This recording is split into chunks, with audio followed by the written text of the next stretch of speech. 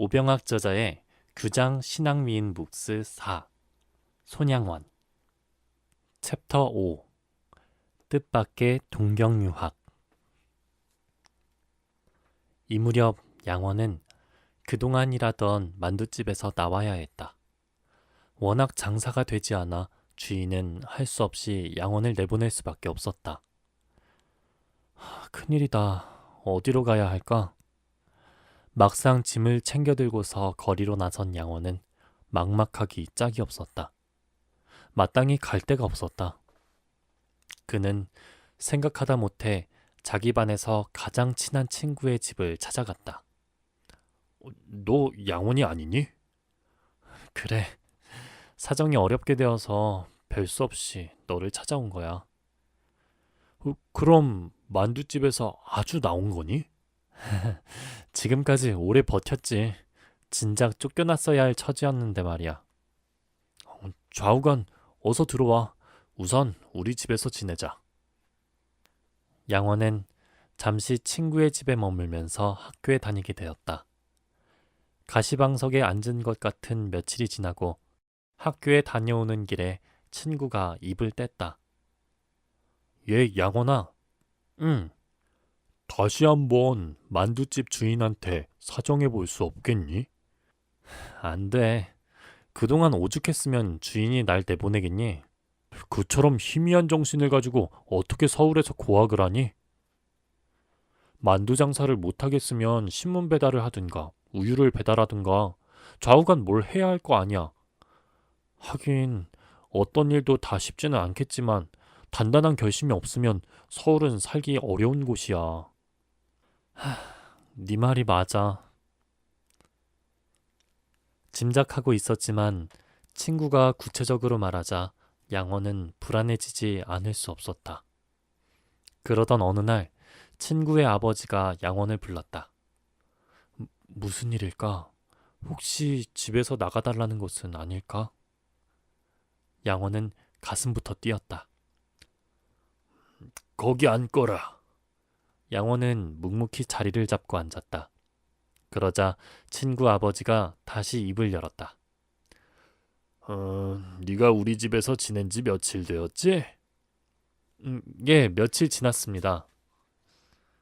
노상 이렇게 지낼 수만은 없지 않겠니? 그렇죠. 그래서 말이다. 양원이의 가슴이 콱 막히려던 순간에 친구 아버지가 말을 이었다. 아직 어린 네가 무슨 일을 하기도 어려워 보이고 해서 내가 잘 아는 친구 하나를 소개해 줄까 하는데 어떠냐? 어떻게요? 돈이 많은 사람이라 너 하나쯤 돕는 건 문제 없을 거야.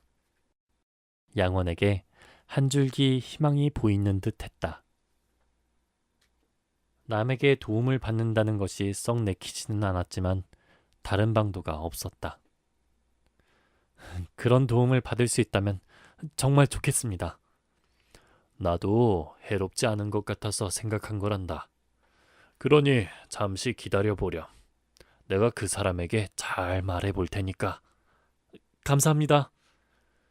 양원의 마음은 안도와 기쁨으로 차올랐다. 그러나 곧 그 일은 물거품이 되고 말았다. 그 돈 많은 사람이 그리스도인이 아닐 뿐만 아니라 사생활이 좋지 않다는 말을 듣고서 양원이 먼저 포기한 것이다.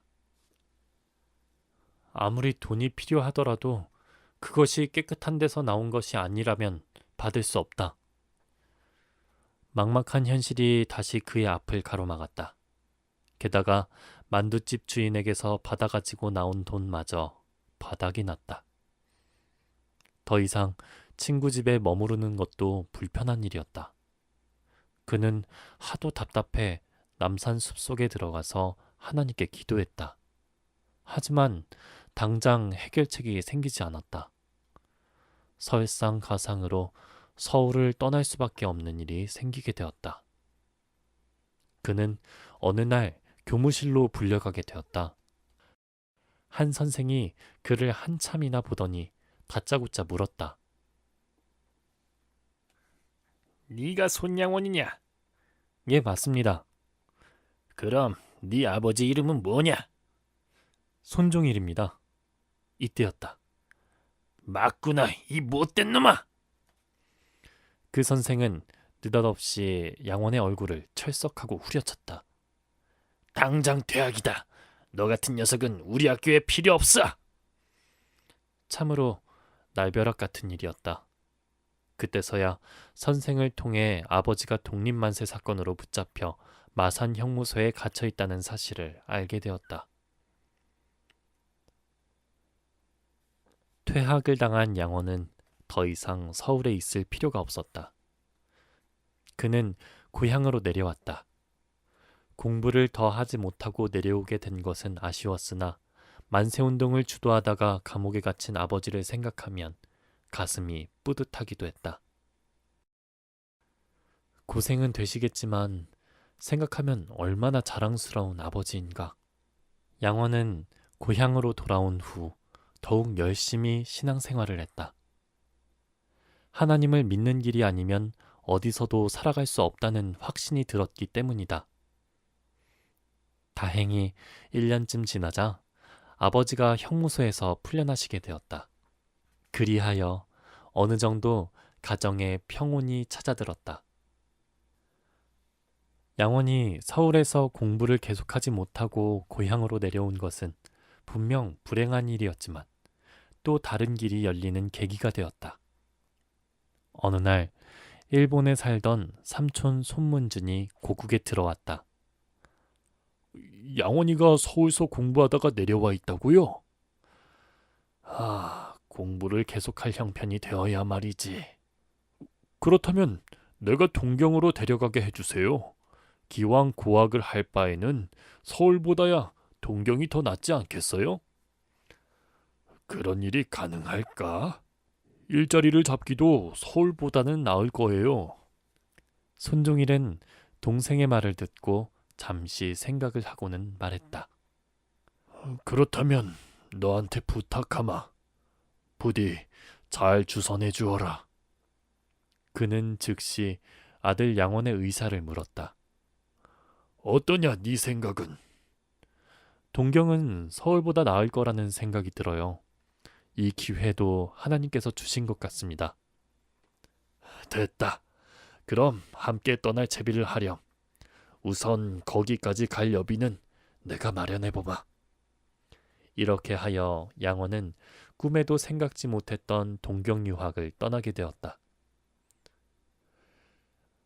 일본까지 고학의 길을 떠나보내다니 마음이 아프구나. 부산 부두까지 전송을 나온 아버지는 아들의 손을 꼭 잡고 말했다. 아들을 맨몸으로 보내다시피 하는 것이 마음이 놓이지 않았다. 아버지의 마음을 아는 양원은 아주 어른스럽게 대답했다. 아버지, 조금도 염려하지 마세요. 전 두렵지 않아요. 더구나 하나님께서 인도하신 길인데 염려될 게 뭐가 있겠어요.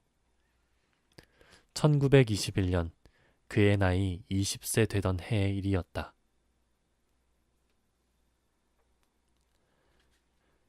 일본에 도착한 양원은 삼촌 손문준의 주선으로 동경에 있는 스가모 중학교 야간부에 편입했다. 양원은 서울에서 고학했던 경험을 살려 이번에는 신문 배달을 하기로 했다. 삼촌이 말한 대로 일할 수 있는 여건이 서울보다 훨씬 나았다. 생활비와 학비를 마련하기도 그만큼 수월했다. 그는 학교에서 열심히 공부했을 뿐만 아니라 일도 열심히 했다. 특히 신문 배달은 시간을 잘 지키는 일이 중요했기 때문에 조금도 늦지 않으려고 부지런히 뛰어다녔다. 하필 우리나라를 삼킨 일본의 수도인 동경에 와서 공부를 하고 있다니 생각하면 이 얼마나 묘한 일인가. 이런 일은 필경 나라를 다시 찾고 싶은 우리 결의의 염원에도 도움이 될 것이다. 그는 이런 생각으로 누구보다 열심히 공부했다. 한창 혈기왕성한 나이였지만 오직 공부와 일과 교회에 출석하는 것밖에 다른 것은 알지 못했다. 그는 동경에서 지내는 동안 어느 성결교회에 출석했다. 교회 행사에도 거의 빠짐없이 참여했다. 스가모 중학교 3학년 시절에는 길에서 전도를 펼치곤 했다. 노방전도는 주로 학생회가 주최한 것이었는데 북을 치며 행진하면서 예수님을 믿으십시오 하고 외치는 것이었다. 노방전도의 슬로건은 사람들이 우리를 찾아오기를 기다리지 말고 우리가 사람들을 찾아가서 복음을 전하자는 것이었다. 많은 사람에게 복음을 전하려면 그 길이 최선의 방도였다. 하지만 양원에게 있어서는 비단 복음을 전한다는 것만 아니라 또 다른 의미가 있었다. 빼앗긴 우리나라가 주권을 다시 찾으려면 먼저 일본이 진정 회개하고 하나님께로 돌아가지 않으면 안 된다. 그러기에 나는 이 전도에 적극 참여해야 한다. 그는 또 시간이 날 때마다 기도하기를 게을리하지 않았다. 그의 기도의 주제는 언제나 같았다. 하나님 아버지, 이곳 동경까지 보내주시고 공부하게 하신 것은 저를 훌륭한 그릇으로 만들려는 당신의 뜻인 줄 믿습니다. 언제나 주님의 길로 인도하소서. 양원은 불철주야 뛰어다니면서 고학으로 3년 만에 중학교를 졸업했다. 중학교를 졸업하고 나자 상급 학교로 진학할 것인가, 아니면 하나님의 종의 길을 걷기 위하여 고국으로 돌아갈 것인가 하는 선택의 기로에 서게 되었다. 그는 스스로 판단하기가 어려워 고국에 계신 아버지에게 편지를 보냈다. 존경하는 아버지, 멀리서 애타게 기도해 주신 덕택으로 저는 열심히 공부하여 금년에 스가모 중학교를 졸업하였습니다. 그런데 한 가지 고민이 생겼습니다. 공부를 계속하기 위하여 상급 학교에 진학해야 할지, 아니면 주님의 종의 길을 걷기 위하여 고국으로 돌아가야 할 것인지 판단이 서지 않습니다. 아버지께서 의견을 전해주시면 저는 그 의견에 따르기로 하겠습니다. 아버지는 편지를 받아 즉시 답장을 써 보냈다. 사랑하는 아들아, 그렇지 않아도 네 일이 어떻게 되어가는지 몹시 궁금하던 차에 너의 편지를 받아보게 되어 얼마나 반가웠는지 모른다. 어려운 가운데서도 지금까지 하나님께서 공부하게 만들어주신 것 정말 감사하기 그지없구나. 네가 물은 일에 대하여 하나님께 기도했더니 이런 마음을 주시더구나. 공부를 계속하는 것도 좋지만 하나님의 일을 하기 위하여 고국으로 돌아오는 일이 더 소중하다고 말이다. 그러니 너에게 다른 뜻이 없다면 곧 고국으로 돌아오렴. 그럼 이 아버지는 네가 돌아오는 날만을 기다리겠다. 그는 고국으로 돌아왔고 그의 나이 22세 때의 일이었다. 고향을 찾자 아버지와 어머니는 더없이 기뻐하면서 아들을 맞았다. 양원아, 잘 돌아왔다. 내 아들이 이제는 어엿한 사내가 되었구나. 양원도 정중하게 인사하고 나서 대답했다. 다 부모님이 염려해 주신 덕분입니다. 건강도 마찬가지고요. 그는 얼마 동안 집에 머물면서 앞으로 어떻게 할 것인가 심사숙고하면서 하나님께 끊임없이 기도했다. 오 하나님, 저를 지금까지 인도해 주셔서 그지없이 감사합니다. 그런데 제 앞날에 더욱 중대한 과제들이 남아 있습니다. 어떻게 해야 당신의 종이 되어 나라 잃은 불쌍한 결애를 위하여 일할 수 있을까요? 제가 갈 길을 밝게 비춰주시고 할 일을 가르쳐 주시며 필요한 힘과 용기까지도 주시옵소서. 이 땅은 황무지가 되어버렸습니다. 그러니 이제는 저를 쓸모있는 당신의 일꾼으로 만들어 주소서. 주님의 이름으로 기도하나이다. 아멘.